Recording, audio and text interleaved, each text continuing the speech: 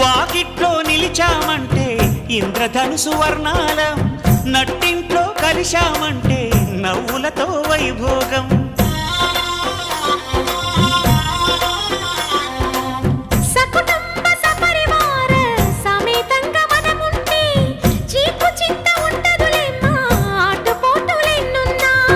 అటుకులు తాళింపు చేసిన అరుగులపై అందరూ కలిసి సరదాగా అవి తింటుంటే పరులెరుగని పరవశమెంతో.